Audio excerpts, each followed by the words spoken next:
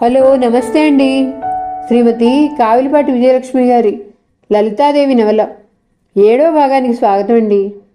ఇలాంటివన్నీ నా కోసం ఎందుకు తెస్తావు శ్రీనివాస్ అంటూ అతని చేతిలోని గులాబీల పూల పొట్లం తీసుకుంది లలిత. తాను తండ్రి ఓ రకంగా అతని పట్ల అయిష్టం వ్యక్తం చేస్తున్నా గ్రహించలేని శ్రీనివాసుని చూస్తే జాలేస్తుంది ఆ క్షణంలో లలితకు.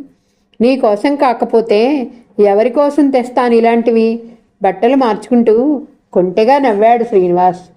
గులాబీ పూల వైపు ఆసక్తిగా చూస్తూ, ఎంత పెద్ద పువ్వులు, ఎంత అందంగా ఉన్నాయి, 4 రంగుల పూలు, ఇన్ని పువ్వులు ఎంత డబ్బులు తగలేసుకున్నావు? నవ్వుతూ అడిగింది లలిత. ఈసరికి డబ్బులు తగలేయటం ఎలాగో నాకు తెలియదు, నువ్వు వచ్చాక నేర్చుకోవాలి అన్నాడు నవ్వి. పువ్వులు కొన్నవి కాదు, మన తోటలో పూసినవి. బాగున్నాయా? రెక్కలు రాలిపోలేదు అని అడిగాడు శ్రీనివాస్. ఓ, పూలతోట వేశారేమిటి అన్నదమ్ములు అంటూ పచ్చని గులాబీ పువ్వు తీసి తలలో తురుముకుంది లలిత. తృప్తిగా చూశాడు శ్రీనివాస్ ఆమె వైపు. ఇది వరక్కన్నా కాస్త లావెక్కి తెల్లబడింది, బుగ్గలు నునుపుదేలు మెరుస్తున్నాయి. చాలా బాగుంది అనుకుని మత్తుగా చూశాడు ఓ క్షణం. పువ్వుల పొట్లం తీసుకుని వెళ్ళిపోతున్న లలితను రాణి అని పిలిచాడు. వెనుతిరిగి నిల్చుంది లలిత. 120 మైళ్ళ జర్నీ ఎక్స్ప్రెస్లో వచ్చాను, నిన్ను తొందరగా చూడాలనే ఆతృతతో. తల నొప్పిగా ఉంది, ఓ కప్పు స్ట్రాంగ్ కాఫీ కావాలి అన్నాడు. గొప్ప పని చేశావు, తెస్తాలే అని వెళ్ళిపోయింది లలిత. అలసటగా కళ్ళు మూసుకొని ఈజీ చైర్లో పడుకున్నాడు శ్రీనివాస్. ఇదిగో కాఫీ, యాస్ప్రో వేసుకుంటావా? సన్నగా అతని జబ్బపై తట్టి పిలిచింది లలిత. వద్దులే, అదే తగ్గిపోతుంది అంటూ ఆమె చేతిలోని కాఫీ గ్లాస్ తీసుకున్నాడు. కాఫీ తాగి కళ్ళు మూసుకున్న శ్రీనివాస్కి ఇట్టే నిద్ర పట్టేసింది. రాత్రి 8 గంటల వేళ. రామారావు అతని నుదుట మీద చెయ్యి వేసి, శ్రీనివాస్, ఏం నిద్రపోయావు, ఒంట్లో బాగుందా అని ప్రశ్నించేసరికి మెలకు వచ్చి ఉలికిపాటుగా లేచి కూర్చుని, బాగానే ఉంది. అరే, 8 అయింది, చాలాసేపు నిద్రపోయాను. ఎంతసేపు అయి వచ్చారు అన్నాడు శ్రీనివాస్. నేను వచ్చింది ఇప్పుడే. నువ్వెప్పుడొచ్చావు? అంతా బాగున్నారా? సాయంత్రం 4 గంటలకు వచ్చాను. ఎక్స్ప్రెస్లో వచ్చాను. తలనొప్పిగా ఉందని కళ్ళు మూసుకుంటే నిద్ర పట్టేసింది. రా, వేడినీళ్ళు కాచింది మీ అత్తయ్య, స్నానం చేసి భోంచెద్దువు అన్నాడు రామారావు. స్నానం భోజనం అయిన తర్వాత, అత్తయ్య, రాణి ఎక్కడికి వెళ్ళింది అని అడిగాడు సుభద్రమ్మను.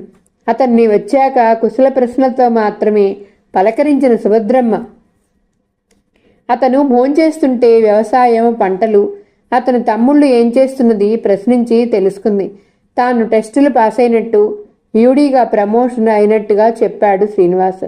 నువ్వు ఎలాగూ నిద్రపోయావు కదా అని తాను ఫ్రెండ్స్ ఎవరో రమ్మంటే సినిమాకెళ్ళిందో ఎంది.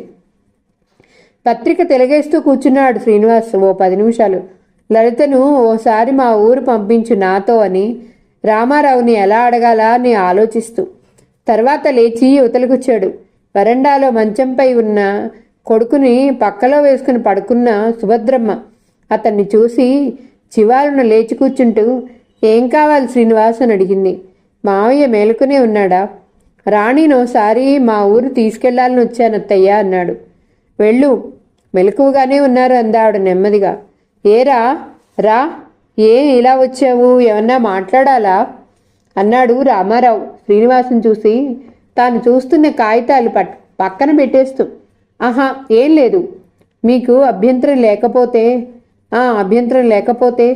నవ్వాడు అదోలా రామారావు. రాణిని ఓసారి మా ఊరు తీసుకెళ్దామని రమణ కూడా వచ్చాడు. 4 రోజులు మాత్రమే, మళ్ళీ తీసుకొచ్చి దిగబెడతాను. వెర్రివాడా, పెళ్లిగాని ఆడపిల్లను ఆడదిక్కులేని ఇంటికి పంపించటానికి అభ్యంతరం ఉండదు. మేం పరాయివాళ్ళం కాదుగా. కాకపోతే మాత్రం అదెలా? పెళ్ళవకుండా ఇలాంటివన్నీ నాకు ఇష్టం ఉండవు. అయినా ఓసారి అడుగుదాన్ని, అది వస్తానంటే నాకు అభ్యంతరం లేదు అన్నాడు రామారావు. అతను ఈ మధ్య చాలాసార్లు, ఈసారి శ్రీనివాస్ వస్తే నిన్ను పెళ్లి చేసుకోవటం నాకు ఇష్టం లేదు అని ఖచ్చితంగా చెప్పేయని లలితకు చెప్పాడు. సర్లే అయితే అని వెళ్ళిపోయాడు శ్రీనివాస్. ఇప్పుడు యూడీ గుమస్తాగా ప్రమోషన్ వచ్చిందన్నాడు. తర్వాత ఏమవుతాడు? నెమ్మదిగా భర్తను అడిగింది సుభద్రమ్మ. తర్వాత, వాడి బొంద, ఇంకేమీ అవడు అన్నాడు రామారావు. తల్లి వేసిన ప్రశ్నలకు గలగలా నవ్వింది లలిత. అలా నవ్వుతారు తండ్రి కూతుళ్ళు. ఆ డిపార్ట్మెంట్లో మాత్రం ప్రమోషన్లు ఉండవు. మీరు మాత్రం ఏం చదివారు? స్కూల్ ఫైనలేగా అన్నది ఉడుకుమోత్తనంగా సుభద్రమ్మ. నోరు ముయ్యబోయి, వాడు ఇంకేం కాడు, అది మాత్రం గ్యారంటీ. మళ్ళీ నవ్వాడు రామారావు. బాగుంది, గట్టిగా అనుకోకండి, అతను వింటే బాగోదు. 11 అవుతుంది, పోయి పడుకో అని మంచం వైపు నడిచింది సుభద్రమ్మ. ఉదయం 8 గంటల వరకు నిద్ర లేవనే లేదు లలిత. ఆమె తనతో రావటానికి సమ్మతిస్తే 12 గంటల బస్సుకు వెళ్ళిపోవాలనే ఉద్దేశంతో లలిత కోసం ఎదురు చూస్తున్నాడు శ్రీనివాస్. ఆఫీసుకు వెళుతూ, అమ్మా లలిత, నేను వెళ్తున్నాను అని తట్టి పిలిచి చెప్పాడు రామారావు. ఆ అన్నది బద్ధకంగా లలిత, లేచి ఒళ్ళు విరిచి కూర్చుంటూ. వాడు నిన్ను తీసుకెళ్దామని వచ్చినట్టున్నాడు, వెళ్తావా? తల అడ్డంగా ఊపింది లలిత. వెళ్ళిపోయాడు రామారావు. మొహం కడిగి కాఫీ తాగి స్నానం అయ్యాక శ్రీనివాస్ గదిలోకి వచ్చింది లలిత. అలా నిన్నెంతసేపు నిద్రపోయావు? నవ్వుతూ అడిగింది. 4 గంటలు. తెల్లవారు నువ్వెంతసేపు నిద్రపోయావు? కొంటెగా నవ్వుతూ అడిగాడు శ్రీనివాస్. 4 గంటలే అని తాను నవ్వింది. రా కూర్చో అన్నాడు శ్రీనివాస్. అతని ఎదర కుర్చీలో కూర్చుంది లలిత. కొంతసేపు వాళ్ళ వ్యవసాయం, పంటలు, చదువులు, ఉద్యోగాలు గురించిన సంభాషణ జరిగింది ఇద్దరి మధ్య. తండ్రి పోయిన దగ్గర నుంచి ఇప్పటి వరకు తమ్ముడి చదువు, రామం ఉద్యోగం, తన ప్రమోషను, ఆస్తిపాస్తుల వ్యవహారాలు, తమ్ముళ్ళు తనపై చూపించే భయభక్తులు అన్నీ వివరంగా చెప్పాడు లలితకు శ్రీనివాస్. అన్నీ విని, మొత్తం మీద అదృష్టవంతుడు వేలే అంది లలిత. అప్పుడే అలా అనేయకు, భవిష్యత్ అంతా ముందుంది అని నవ్వి, రాణి, అసలు ఇప్పుడు ఎందుకు వచ్చానో తెలుసా? నిన్నోసారి మా ఊరు తీసుకెళ్లాలని రమణ, వేణు నిన్ను తీసుకురమ్మని వేధిస్తున్నారు. వచ్చి 4 రోజులుండు, మళ్ళీ నిన్ను తీసుకొచ్చి దిగబెడతాను అన్నాడు ఆమె మొహంలోకి ఆత్రుతగా చూస్తూ. ఆమె మౌనంగా ఉండిపోయింది. 2 క్షణాల తర్వాత మళ్ళీ అడిగాడు, ఏమంటావు? నాతో మా ఇంటికి రావటానికి నీకు అభ్యంతరమా? రావా అని. ఇప్పుడు కాదు, మరోసారి వస్తాలే శ్రీనివాస్ అంది లలిత. అతన్ని వైపోసారి చూసి తల వాల్చేస్తూ, రాణి ప్లీజ్ కాదనకు, ఒక్కసారి మా ఇంటికి నిన్ను తీసుకెళ్లాలనుంది. మా ఇంట్లో నువ్వు తిరుగుతుంటే చూడాలనుంది. ముఖ్యంగా తమ్ముళ్లకు వదిన్ని చూడాలని ఆరాటంగా ఉంది అని రమణ ఏమన్నాడో చెప్పాడు శ్రీనివాస్. వదినగా వచ్చినప్పుడు చూడవచ్చని చెప్పు. అయినా ఇప్పుడు వాళ్ళు నన్ను చూశారంటే నవ్వుతారు. ఎందుకని? మునుపటి కన్నా లావెక్కాను కదూ. ఏమిటో సన్నబడతానేమోనని ఈ మధ్య ఒక పూట భోజనం మానేసి రొట్టెలు తిన్నాను. కొన్నాళ్ళు ఆరోగ్యం దెబ్బతింది. నువ్వు లావెక్కితే ఇప్పుడు వచ్చి నష్టమేం లేదు. నువ్వు బాగాలేవని నిన్ను పెళ్లి చేసుకోవటం మానేయను కానీ అలాంటి తెలివి తక్కువ పనులు చేసి ఆరోగ్యం పాడు చేసుకోకు. ఇప్పుడు నువ్వు నాకెంతో అందంగా కనిపిస్తున్నావు. అతను నిండు హృదయంతో, ప్రేమతో, అభిమానంతో అంటున్న ఆ మాటలు ఆమెకు వెగటగా అసహ్యంగా అనిపించాయి. చివాలన లేచి మౌనంగా బీరువా తలుపులు తెరిచి ఒక దంతపు పెట్టె తెచ్చి శ్రీనివాస్ ముందర పెడుతూ, ఇవి తీసుకెళ్ళిపో శ్రీనివాస్ అంది లలిత. ఏమిటది అని పెట్టె తెరిచి చూసిన శ్రీనివాస్ వదనం రోషంతో కందింది. ఇవి తిరిగి ఇచ్చేయటంలో నీ ఉద్దేశం? ప్రశ్నించాడు. అతని గొంతు కఠినంగా, గంభీరంగా ధ్వనించింది. ఆ ముఖం, ఆ గొంతు అతని వైఖరికి కొంచెం భయంగా చెలించింది లలిత. ప్రత్యేకంగా ఉద్దేశాలేం లేవు. అపార్థం చేసుకోకు శ్రీనివాస్. గాజులు చిన్నవైపోయాయి. వడ్డాణం, ఈ నెక్లెస్లు, గొలుసు మోటుగా ఇప్పుడు నాకు బాగుండవు. అందుకని తడబాటుగా గబగబా అని ఆగిపోయింది. ఓ అదా, చంపావు. నిట్టూర్చి నవ్వుతూ, మనిషే కాదు మనసు కూడా మారిపోయింది కాబోలని హడలిపోయాను. ఈ బంగారంతో నీకు కావలసిన నాజూకైన నగలు చేయించుకో. ఎంత డబ్బు అవసరమైనా ఇస్తాను, కానీ తీసుకెళ్ళి నగలేం చేసుకోను అన్నాడు. అతని ముందు తన అయిష్టాన్ని జన్మలో వ్యక్తం చేయలేదేమో. కాదు, తను వ్యక్తం చేసినా అతను అర్థం చేసుకోడు. నిన్ను పెళ్లి చేసుకోను అని ఖచ్చితంగా చెప్పే వరకు తాను అతని ఎదుర కూర్చుని అతని వదనం చూస్తూ అలా ఏనాడూ చెప్పలేదు. నాన్నగారు చెప్పరు. ఈ సమస్యకు పరిష్కారం తాను మరొక వ్యక్తి చేత తాళి కట్టించుకున్న నాడే. ఈ నమ్మక ద్రోహానికి, ఈ నయవంచనకి శ్రీనివాస్ ఎలా కుంగిపోతాడో, ఎంతలా శపిస్తాడో ఆ రోజు లేదు. కనీసం తనకు సంబంధాలు చూస్తున్నట్టు అతనికి తెలిసినా బాగుండేది. అర్థం చేసుకునేవాడు. నేనేం చేసినా ఏ మాట అన్నా అతనికి తీయగానే ఉంటుంది. ఏమిటలా మౌనంగా ఉండిపోయావు? ఎంత డబ్బు కావాలి చెప్పు, వెళ్ళిన తర్వాత పంపిస్తాను. ఈ సంవత్సరం పంటల మీద 16,000 రూపాయలు వచ్చాయి. నెల నెల అద్దెలు 1,200 వస్తున్నాయి. ఈ డబ్బు తినేందుకు మా కుటుంబం పెరగాలి.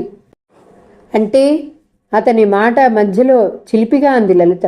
అంటే 4 కోడళ్ళు, వారి పిల్లలు సంతోషంగా అనుభవించాలి.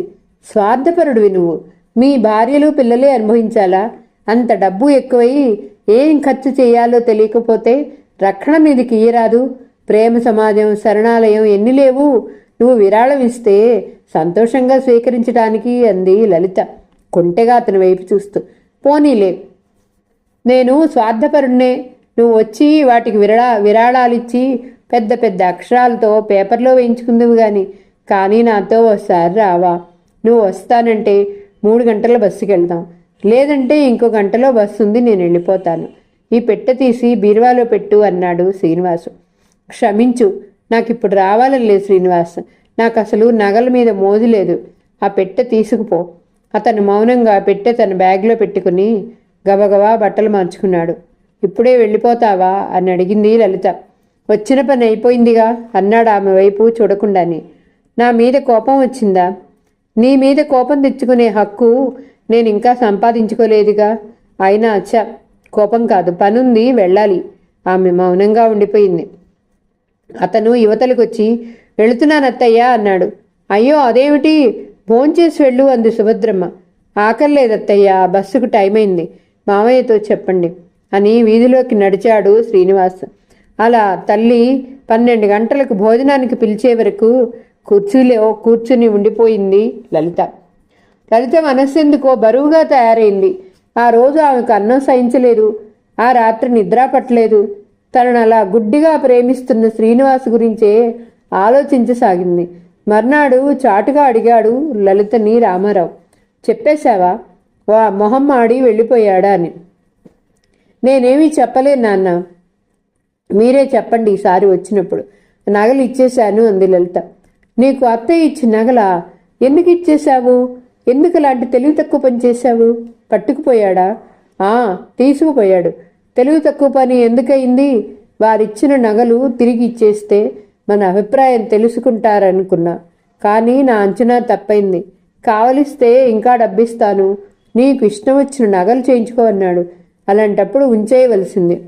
అన్యాయం అతని భార్యని కానప్పుడు అతని సొమ్ములు స్వీకరించే హక్కు నాకెక్కడిది నాన్న? వీడా ఇచ్చాడా నగలు? మీ అత్తయ్య అభిమానంగా పెట్టినవి. చచ్చు వెదవ, గడియకోసారి అల్లుడినంటూ తయారవుతాడు. అతను ద్వేషిస్తే మాత్రం సహించలేను నాన్న. వద్దంటే అతను బలవంతంగా నా మెడలో తాళి కట్టే మొండి మనిషి కాదు. చచ్చివాడు ఎందుకయ్యాడు? ఎంత డబ్బున్నా అణిగి వినయంగా ఉంటాడనా? అత్తయ్య తన కాబోయే కోడలికి నగలిచ్చింది కానీ అన్న కూతుర్నని కాదు. ఆమె కోడల్ని కావటం ఇష్టం లేని దాన్ని. సిగ్గులేక నగలెలా అలంకరించుకుంటాను? ఆ నగలు దాచుకునే హక్కు నాకెక్కడిది? గడేక ఓసారి వస్తున్నాడని తిట్టిపోయకపోతే నా కూతుర్ని నీకిచ్చి పెళ్లి చేయనని చెప్పరాదు. ఇక మీ గడప తొక్కటం మానేస్తాడు. నన్ను చెప్పమంటారు. మీరు చెప్పలేని మాట నేనెలా చెప్పగలను? అయినా గడేకోసారి వస్తున్నాడా?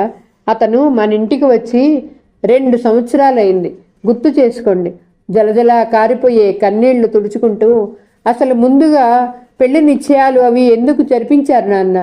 అత్తయ్య, మీరు మమ్మల్ని హింసించటానికి కానీ, దూరంగా ఉన్నవాళ్ళు అలా దూరంగా ఉండిపోతే తీరిపోయేది.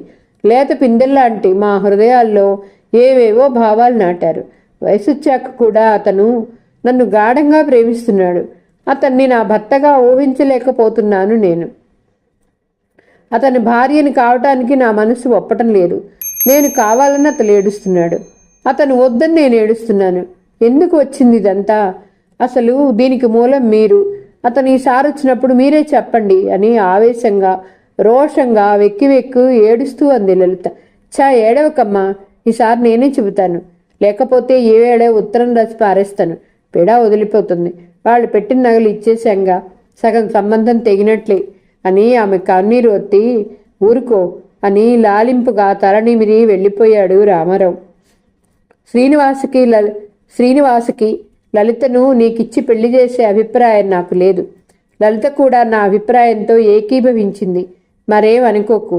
నీకే బోలెడు డబ్బున్నవాడివి. పెద్ద కట్నంతో ఎవరైనా పిల్లనిస్తారు. తొందరలో నీకు నచ్చిన అమ్మాయిని పెళ్లి చేసుకో. ఇట్లు ఆశీర్వదిస్తూ నీ మామయ్య అని కాగితం రాసి కవర్లో పెట్టి అడ్రస్ రాసి జేబులో పెట్టుకున్నాడు ఆ వేడిలో. గంట తర్వాత పోస్టు చేయబోయే ముందు ఆలోచనలో పడ్డాడు. కొంచెంసేపు దీర్ఘంగా ఆలోచించి ఇప్పుడెందుకది అనవసరంగా రభస. ఈ ఉత్తరం చదివి ఆ వేళ నిశ్చయితాంబులం నాడు హాజరైన ఊరి పెద్దలందరినీ తీసుకొచ్చి గొడవ పెడతాడు. తనని అవమానపరిచారని దేనికన్నా సిద్ధపడతాడు. శ్రీనివాస్ పైకి మంచివాళ్లా కనిపించినా సామాన్యుడు కాదు. లలితకి మంచి సంబంధం స్థిరపడి దాని మెడను మాంగళ్యం ముడిపడిన తర్వాత తెలియచేయాలి అనుకున్న రామారావు కవరు చించిపారేశాడు. అన్నయ్య, వదిన రానందా? శ్రీనివాసుని చూస్తూనే అడిగాడు రమణ. అసలు వదిన మామయ్య ఇంటికి రాలేదు. ఫ్రెండ్స్తో కలిసి ఈ సెలవుల్లో టూర్ వెళ్ళిందిట. అబద్ధం ఆడాడు కావాలని చప్పున శ్రీనివాస్. లలిత నాకు నగల మీద మోజు లేదు అన్నమాట నమ్మలేకపోతున్నాడు శ్రీనివాస్. నగల మీద మోజు లేదనుకోవటానికి ఆమె చేతులకు 4 జతల బంగారు గాజులున్నాయి, రాళ్ల గాజులున్నాయి. మెడలో 2 పేటల చంద్రహారం, 1 పేట ముత్యాల దండ ఉన్నాయి. చెవులకు రాళ్ల దుద్దులు, జుమ్కీలు ఉన్నాయి. నగల మీద మోజు లేనిదైతే ఇవన్నీ ఎలా అలంకరించుకుంటుంది? నగలు తిరిగి ఇచ్చేయటంలో ఆమె ఉద్దేశం ఏమో. అత్తయ్యకి ఆస్తి రావటం, మామయ్యకి ప్రమోషన్ రావటం, వారి స్థితిగతులు మారిపోయినట్లున్నాయి. వాటితో వారి మనస్తత్వాలు మారిపోయాయి. వినయంగా, అమాయకంగా, సిగ్గుపడుతూ తన వైపు అభిమానంగా చూసే లలిత ఇప్పుడు తెలివిగా, గడుసుతనంగా, చమత్కారంగా మాటలు దాటేస్తూ మనిషి అందకుండా తన ఉద్దేశమేమిటో నిష్కర్షగా చెప్పకుండా దీపం తన చుట్టూ పురుగును తిప్పుకున్నట్టు తన వైపు నన్ను, నా మనస్సుని ఆకర్షిస్తుంది. ఎన్నాళ్ళో ఏమిటో ఈ తపస్సు. ఆమె పెళ్లికి వాయిదాలు వేస్తున్న కొద్దీ ఆమె కావాలనే ఆరాటం, ఆతృత నాలో ఎక్కువవుతున్నాయి. బిఏ తర్వాత ఎంఏ చదువుతానంటుందేమో. ఇలాంటి ఆలోచనలతో అన్యమనస్కంగా గడిపాడు అక్కడ ఉన్న 4-5 రోజులు శ్రీనివాస్. రమణకి డబ్బిస్తూ, ఏం అనుకోకు తమ్ముడు, డబ్బు జాగ్రత్తగా కాని విలువైనదిగా భావించి ఖర్చు చెయ్యాలి. ఆ విలువ తెలుసుకోలేకపోతే డబ్బు దుబారా చేస్తే కోటీశ్వరుడైన కూటికి లేని పేదవాడైపోతాడు. అది నిజం. ఇప్పుడు పర్వాలేదు, నేను డబ్బు ఇస్తాను, నువ్వు ఖర్చు చేస్తావు. ముందు జీవితంలో నీ అంతటి వాడివి నీవై భార్యా పిల్లలతో జీవించేటప్పుడు కూడా అలవాటు ప్రకారం ఖర్చులు మానలేవు. అప్పుడు ఎన్నో ఇబ్బందులకు గురవుతావు. ఖర్చులకు అలవాటు పడ్డ మనిషి నిరంతరం ధనం ఎలా సంపాదించాలా అని ఆలోచిస్తాడు. నీ న్యాయ ఆర్జితం నీ ఖర్చులకు చాలదు. లంచం తినటం, ఇంకా ఎన్నో అక్రమ మార్గాలు తొక్కి నడుస్తావు. అప్పుడు నువ్వు పైకి ఆఫీసరుగా ఖరీదైన సూట్లు వేసుకొని తిరుగుతూ గౌరవనీయుడిగా ప్రజల చేత నమస్కారాలు అందుకున్నా నువ్వు గౌరవనీయుడివి కావు. వారి నమస్కారం అందుకునే అర్హత నీకు లేదు. నువ్వు వంచకుడివి, దొంగవి అని నీ అంతరాత్మ నీకు చెప్పే నగ్న సత్యం. బాబు, ఉపన్యాసం ఇచ్చి అన్నయ్య విసిగించాడనుకో, నీవు పసివాడివి కావు. పైగా నాకన్నా ఎక్కువ చదువుకున్నవాడివి. నువ్వు అవసరాన్ని మించి డబ్బు ఎక్కువ ఖర్చు చేశావంటే అది నీ వ్యక్తిత్వపు విలువను పెంచాలి కానీ పతనం చేసేదిగా ఉండకూడదు. గ్రహించు అని భుజం తట్టి అక్కడ నుండి మరి అతను జవాబు ఇచ్చే అవకాశం ఇవ్వకుండా వెళ్ళిపోయాడు శ్రీనివాస్. అన్నయ్యదంతా చేదేస్తామని నవ్వుకున్నాడు రమణ. తమకి బాగా డబ్బుంది, ఆదాయం ఉంది. తానెంత దర్జాగా ఖర్చులు పెట్టినా ఈ డబ్బు తరిగిపోదు, పేదవాడేం అయిపోడు అనే ధీమా రమణది. ఇంతకాలం ఏదో జరిగిపోయినా ఇప్పుడు వేణు కమలల మధ్య పెరిగిన చనువు కనిపెట్టిన శ్రీనివాస్ మనసు శంకించసాగింది. అటు లలిత, ఇటు కుటుంబ మర్యాద దక్కించుకోవటం ఎలా అనే ఆలోచనలతో అతని మనసు సతమతమైంది. చివరికి వంట మనిషిని మానిపించేసి వేణుని హోటల్ భోజనం తెప్పించుకోమని, ఇంటికి తాళం వేసి పొలానికి వెళ్ళమని చెబుదామనే నిశ్చయానికి వచ్చాడతడు. వేణు, కాసేపు ఆగరా, మాట్లాడాలి అన్నాడు శ్రీనివాస్. ఏటో వీధిలోకి ప్రయాణమైన వేణు వెనుతిరిగి శ్రీనివాస్ వెనుక గదిలోకి వచ్చాడు. కూర్చో, నేనొకటి ఆలోచించాను అన్నాడు శ్రీనివాస్ కూర్చుంటూ. ఏమిటది అన్నాడు వేణు. నువ్వు ఒక్కడివేగా ఇక్కడ ఉండేవాడివి, ఈవేళ కొత్త కాదుగా. అది కాదు మరి, ఒక్కడి కోసం వంట మనిషి పాలగేదా ఎందుకు? ఏం చేయమంటావు? నువ్వు శనాది వారాల్లో వస్తుంటావుగా. నేను ఎప్పుడో అలవాటు పడ్డాను హోటల్ మెతుకులకి. అది కాదు, వివరంగా ఏం చేయమంటావో చెప్పన్నయ్యా.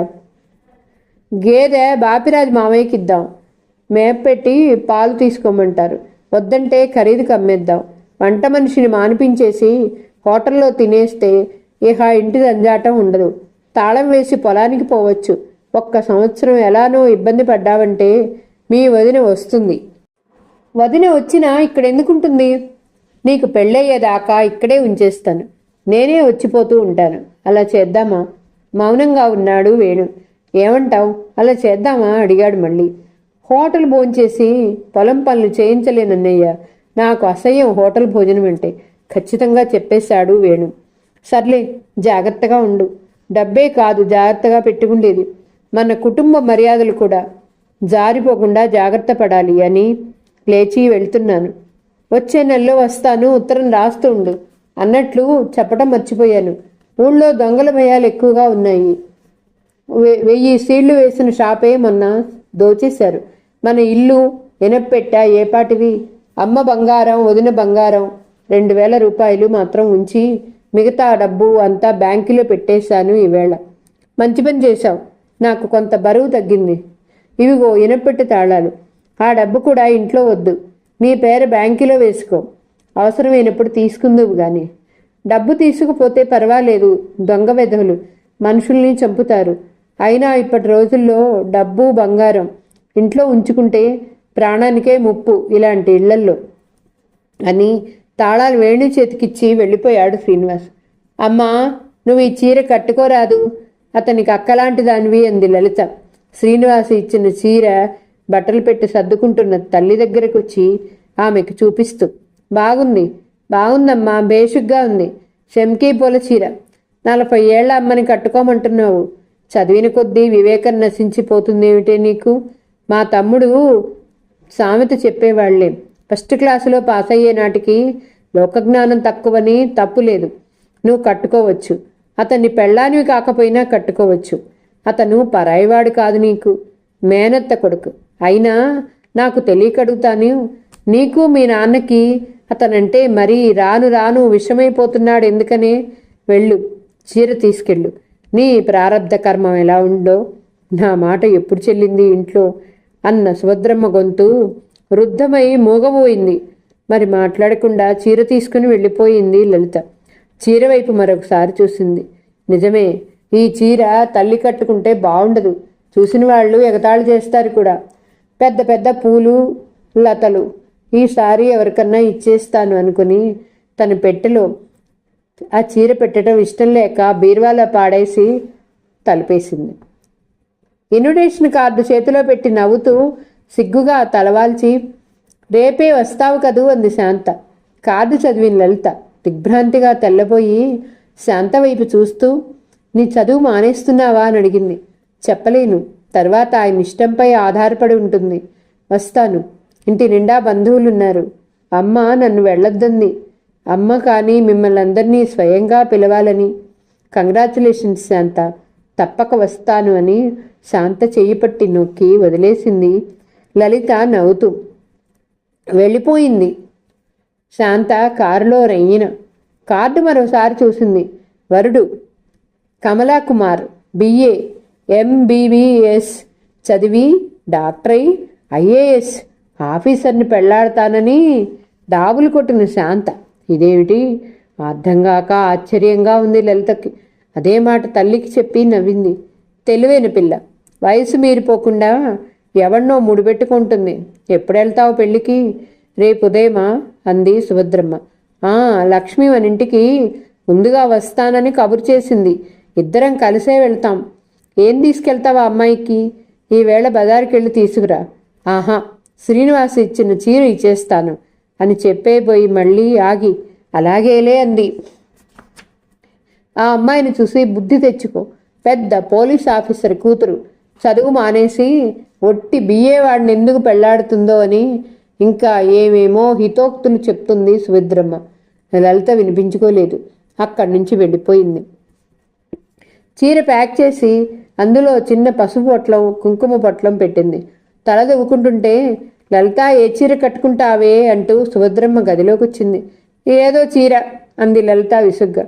శ్రీనివాస్ ఇచ్చిన చీర చాలా బాగుంది, అది కట్టుకో, గొలుసు నెక్లెస్ మెడలో వేసుకో. పెళ్ళి పేరెంటం అయితే నగలు చీరలు ధరించటం ఫ్యాషనే. ఎలానో వెళ్తాను, నన్ను ఒత్తిడి చేయకమ్మా. ఆ అమ్మాయికి ఇవ్వటానికి ఏమైనా కొంటావా? నిన్న తేవే అంటే ఇల్లు కదిలేవు కాదు, వెళ్తూ బజార్లో కొంటాలేమ్మా. డబ్బుందా? ఏం కొంటావు? 25 రూపాయలకి ఏమన్నా కొనివ్వమన్నారు నాన్న అని అబద్ధమాడింది లలిత. లలిత శాంతకేమన్నా కొనిస్తావు కాబోలు, డబ్బివ్వనా అని అడిగాడు క్రితం రోజు రామారావు. శ్రీనివాస్ నాకని తెచ్చిన చీరుందిలే నాన్న, ఇస్తాను. ఆ చీర ధరించటం నాకు ఇష్టం లేదు అంది లలిత. అలా చెయ్యి అన్నాడు రామారావు సంతోషంగా. సరే తెములు, తొందరగా ఆ అమ్మాయి వచ్చింది అని వెళ్ళిపోయింది సుభద్రమ్మ. ఏమిటి ఇంకా జడల్లుకోటంలోనే ఉన్నావా అంటూ వచ్చింది లక్ష్మి. రా కూర్చో, 10 నిమిషాలు, చీర మార్చడమే తొందరగా తెమిలేదా? చీర ఏం కట్టుకుంటున్నావు అని ఆ సెలక్షన్ కావాలి. తర్వాత నీ పెద్ద విశాలమైన నోర్మొయ్యి. ఏమనన్నా నోరు మోయటం, నడుం చుట్టూ అనబోయానంతే. సరే గాని శాంతి ఏమిటి అన్ని డాబులు కొట్టి బియ్యేవాడిని పెళ్లాడుతోంది? అదంతే అంటే న్యాచురల్. చెబుదు, ఆ సంబంధం వివరాలన్నా నీకేమన్నా తెలిసేమో. అబ్బో, ఆలస్యం అయిపోదు అంది లక్ష్మి వాచి చూసుకుంటూ. ఏం ఆలస్యం అవదు, ఇంకా లగ్నానికి బోల్డ్ అంత టైం ఉంది. నీకేమన్నా తెలుసా? నా కర్మగాలి. ఆహా, దాని కర్మ అంటే శాంత కర్మకాలి. ఆ పెళ్లి చూపుల సమయానికి ఈ న్యూస్ పేపర్ లక్ష్మి వాళ్ళ ఇంటికి వెళ్ళింది నవ్వుతూ. తర్వాత అంది లలిత. గబగబా ఇప్పుడు చెప్పి తీరికగా మరో రోజు చెప్తాను. శాంత మొగుడు. ఆహా, తప్పు, ఇంకా తాళి కట్టలేదుగా. పెళ్లి కొడుకు అబ్బాయి నల్లగా చింతగింజలా ఉంటాడు. ఫూల్, చింతగింజ నల్లగా ఉంటుందా? కాదు, జీడిగింజ. బిఏ పాస్ అయి రిజిస్ట్రార్ గుమస్తాగా పనిచేస్తున్నాడు. చెప్పు. జీతం కన్నా మామూళ్ళు ఎక్కువ. మామగారు ఇంకా ఆర్జిస్తున్నారు, అత్తగారు ఇంకా పిల్లల్ని కంటుంది. 2 లెక్కెట్టు. గలగలా నవ్వి పోవే హాస్యం అంది లలిత. నిజం, ఆమె 2 ఏళ్ల చంటిపాపనెత్తుకుంది. నేను ఈ 2 కళ్ళతో చూశాను. మనవరాలేమో. అసలు ఇంకా వాళ్ళ పిల్లలు ఎవరికి పెళ్లి కాలేదే. ఎంతమంది పిల్లలు? ఇప్పటికి 3 మగపిల్లలు, 4 ఆడపిల్లలు. అవి కాబోలు విన్నాను. మనవాడు. మళ్ళీ నవ్వి, మనవాడేమిటే, నీకు నాకు మొత్తమా? శాంత అతగాడిని కొనుక్కుంటూ ఉంటేను అంది లలిత. సుభద్రమ్మ కాఫీ తెచ్చి ఇద్దరికీ ఇచ్చింది. కాఫీ సిప్ చేస్తూ, ఏమండో పిన్నిగారు, శాంత పెళ్లి చేసుకుంటుంది. ఇంకో 6 నెలలు, నాకు వారంట్ వస్తుంది. మరి లలిత పెళ్ళే ఆలస్యం చేసేస్తున్నారట అంటుంది లలిత అంది లక్ష్మి. దీని మాటలకి వెళ్ళమ్మా, పని చూసుకొని ఆ తర్వాత అంది లక్ష్మి వైపు తిరిగి లలిత. ఇప్పుడు ఎంతవరకు చెప్పాను? ఎన్నో అధ్యాయంలో ఆపేశాను అని తలగొక్కుని, మనవాడు అన్న దగ్గర, మనవాడంటే మన స్నేహితురాలికి కాబోయే మొగుడు అని అర్థం. అతన్ని శాంత 25,000 కొనుక్కుంటుంది అంది. ధర ఎక్కువే కదూ.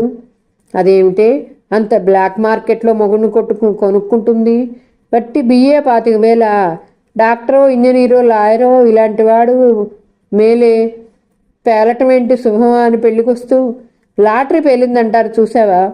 అదేమో, వాళ్ళకి బోలెడంత ఆస్తుందిట. ఆ అబ్బాయి బహు పెద్ద మనిషిట. అది నిజమే, తల నెరిసిందిలే. అతను దీన్ని తన సొంత డబ్బుతో MBBS చదివించుకుంటాడట. నిజం అంది ఆశ్చర్యంగా లలిత. లక్ష్మి అబద్ధాలాడదు. అయితే పెళ్ళయ్యాక హైదరాబాదులో అతనితో కాపురం చేస్తూ ఇది చదువుకోవాలి. బాగుంది. దాంతో ఏమన్నా మాట్లాడేవా ఆ వేళ? మాట్లాడకే. అన్నీ తెలుసుకోలేకపోతే ఆ రాత్రి నాకు నిద్ర పట్టద్దు. ఏమీ శాంత, ఆ గుమస్తాగాన్ని పెళ్ళాడతావా అని అడిగాను. అని నా మాట గడ్డిపోతలా తీసిపారేసి గుమస్తా ఉద్యోగం మాత్రం తక్కువదా? అతనికి బోలెడు ఆస్తి, కూర్చొని తిన్నా తరగని ఆస్తి ఉంది. నన్ను చదివిస్తానన్నారాయన. అంత మంచి హృదయం ఉన్న మనిషి దొరకొద్దు అనేసింది. లేలే, ఏ చీర కడతావు అంటూ లలిత టేబుల్ మీద ప్యాకెట్ తీసి విప్పి, అబ్బా ఎంత బాగుంది ఈ చీర, మంచి సెలక్షన్. మీ నాన్నగారి సెలక్షనా అంది లక్ష్మి. అలా ఉండని అని లలిత వారిస్తున్నా వినకుండా, మా నాన్నగారి సెలక్షనే అని తన పెట్టెదరిచి నీలం రంగు జరీ పువ్వుల మాధవరం పట్టు చీర తీసి కట్టుకుంది లలిత. ఈ చీర నువ్వు కట్టుకోవే లలిత, నువ్వు కట్టుకున్న చీర ఏం బాగాలేదంది లక్ష్మి. నాకు నేను కట్టుకున్న చీరే నచ్చింది, రా వెళదాం, చీర మడత పెట్టేయి అంది లలిత.